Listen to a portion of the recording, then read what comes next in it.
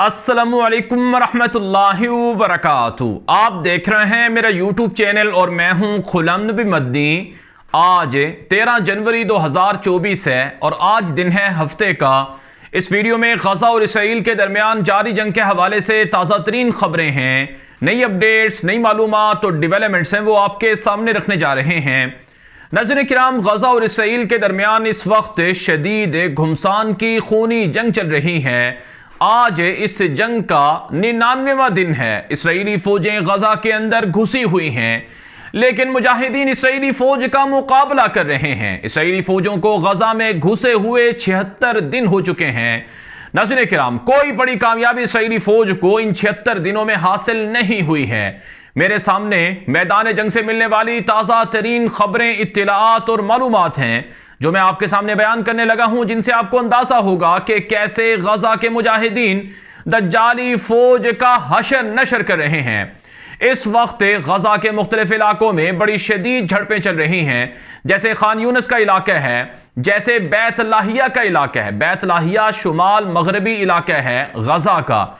आज वहां पर बड़ी शदीद लड़ाई हुई है। मेरे सामने बैत लाहिया से खबरें हैं कि मुजाहिदीन ने यहूदी फौज का मुकाबला किया है और दर्जनों यहूदी फौजी बैत लाहिया के इलाके में जहन्नम वासल कर दिए गए हैं।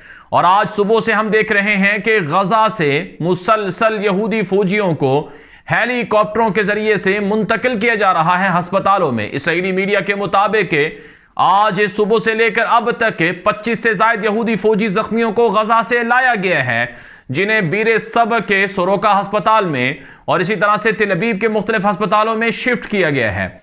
नाज़रीन किराम, गुज़श्ता 24 घंटे के दौरान इसराइली फौज के गजा के अंदर 25 से ज्यादा यहूदी फौजी जख्मी हो गए हैं और इसराइली फौज के गुज़श्ता 24 घंटे के दौरान इसराइली फौज के एतराफ के मुताबिक 3 यहूदी फौजी हलाक हो गए हैं। लेकिन नाज़रीन किराम, मुजाहिदीन के मुताबिक पिछले 24 घंटे में इसराइली फौज के तकरीबन 100 से ज्यादा यहूदी फौजी हलाक और जख्मी किए गए हैं। मजमूई तौर पर इसराइली फौज के 12,100 यहूदी फौजी हलाक कर दिए गए हैं, जख्मी कर दिए गए हैं गजा की 76 रोजा जमीनी जंग में। और मजमूई तौर पर जो 99 रोजा जंग है उसमें तो यह तादाद इससे भी कहीं ज्यादा है।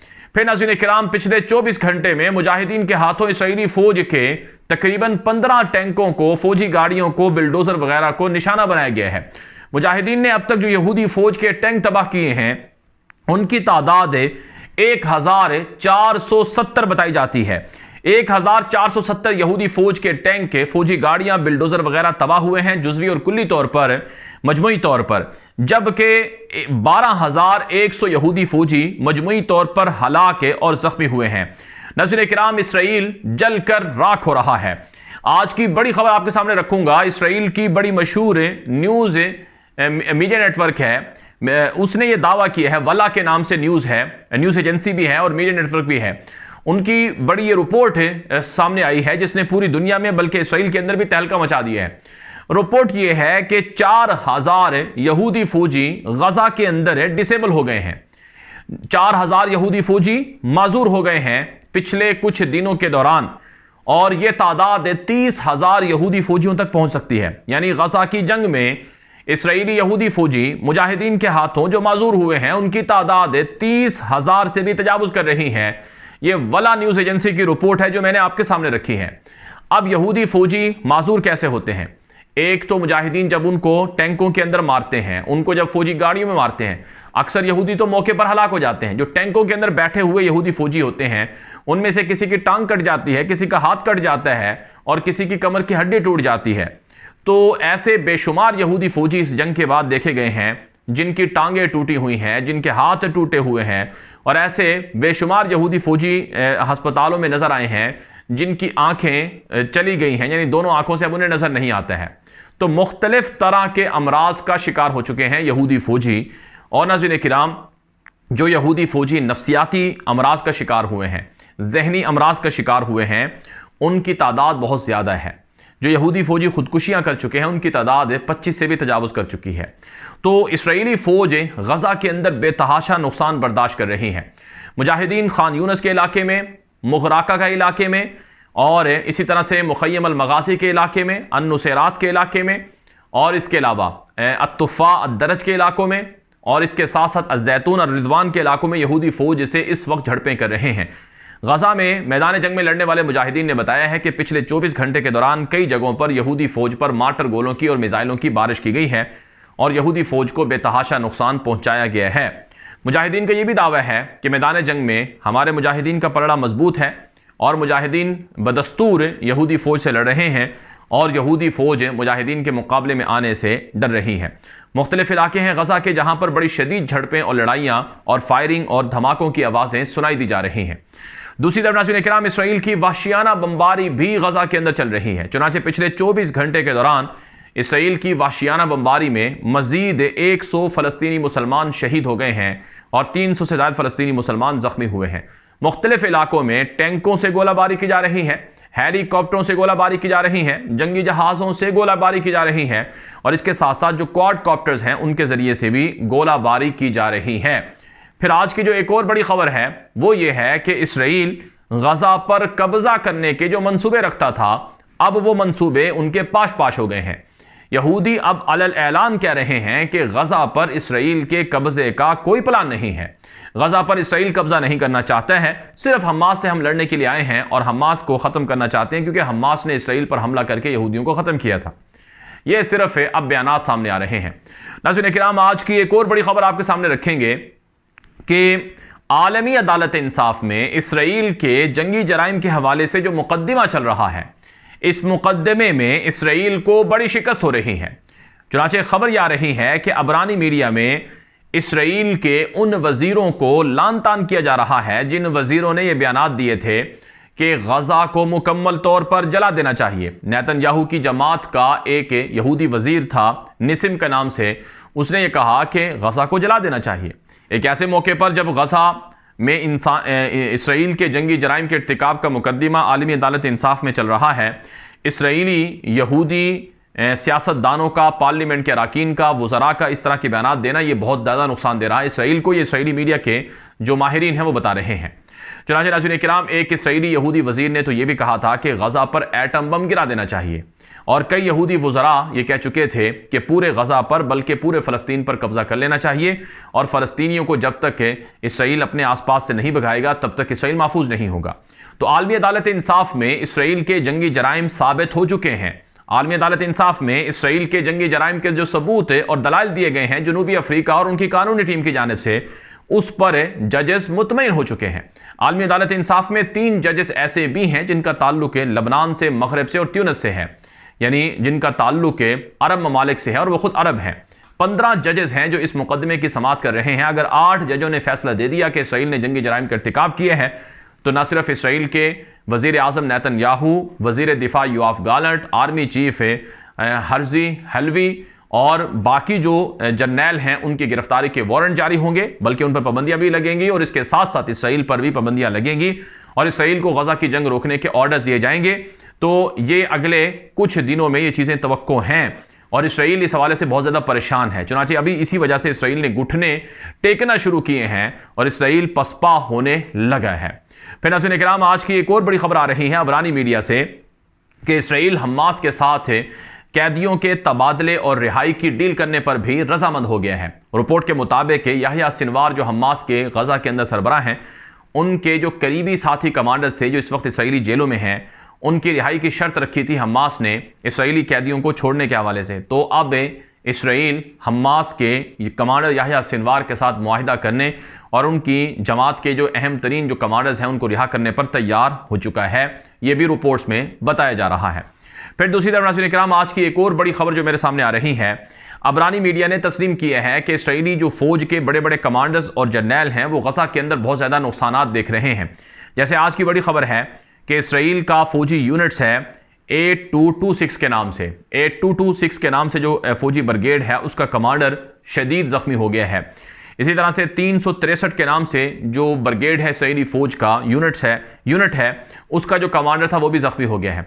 अबरानी मीडिया बता रहा है कि मुजाहिदीन चुन चुनकर उन यहूदियों को निशाना बना रहे हैं जो यहूदी बड़े बड़े अफसरान हैं या अहम लोगों के रिश्तेदार हैं या कोई बड़ी कार्रवाई या कारनामा सर अंजाम दे रहे हैं। तो इसकी वजह से बहुत ज़्यादा नुकसान इसराइली फ़ौज को पहुंच रहा है गजा के अंदर, ये रिपोर्ट में बताया जा रहा है।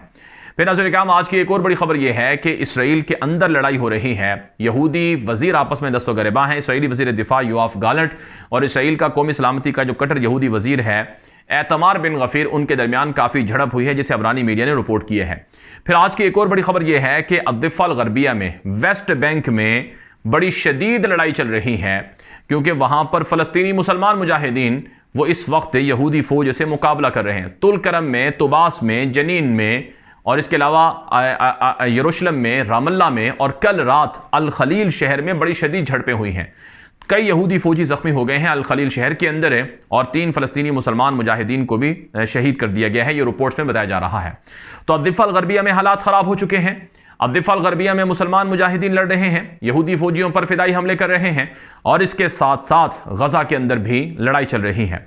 नाज़रीन किराम, आज की एक और बड़ी धमाकेदार खबर आपके सामने रखेंगे कि गजा और इसराइल की जंग की आग फैल चुकी है।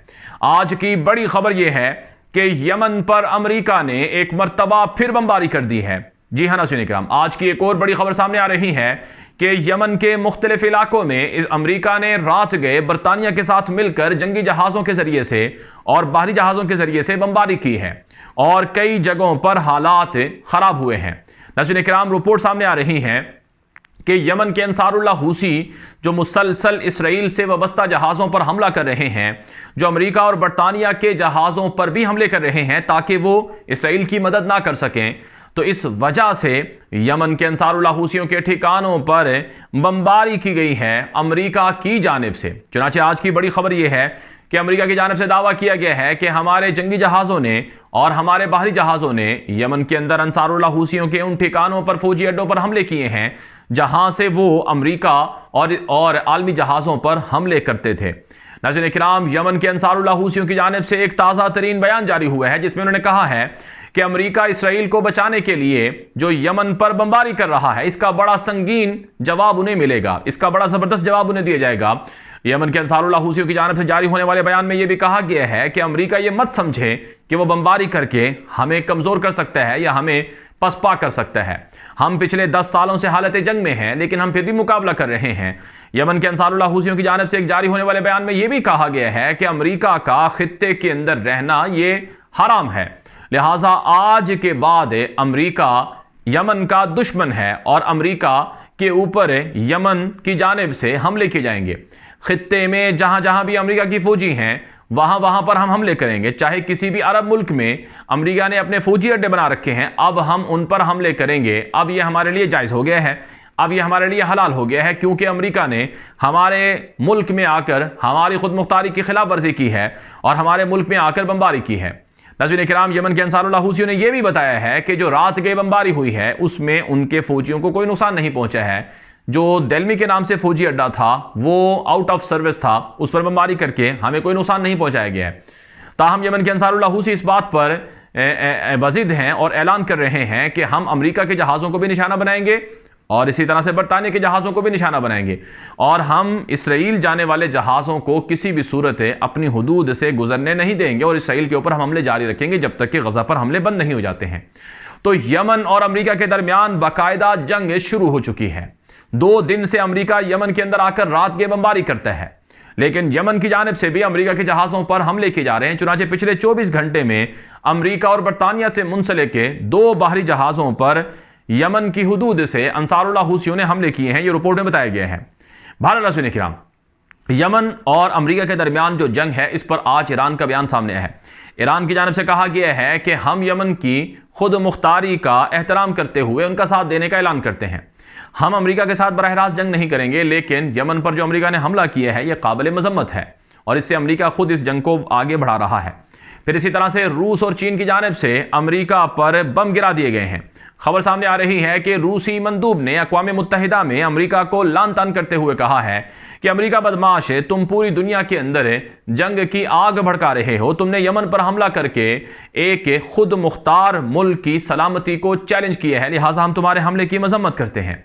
रूसी मंदूब की जानिब से यह भी कहा गया है कि इसराइल जो कुछ गजा में कर रहा है वो भी इंसानी हकूक की बदतरीन वायलेशन है।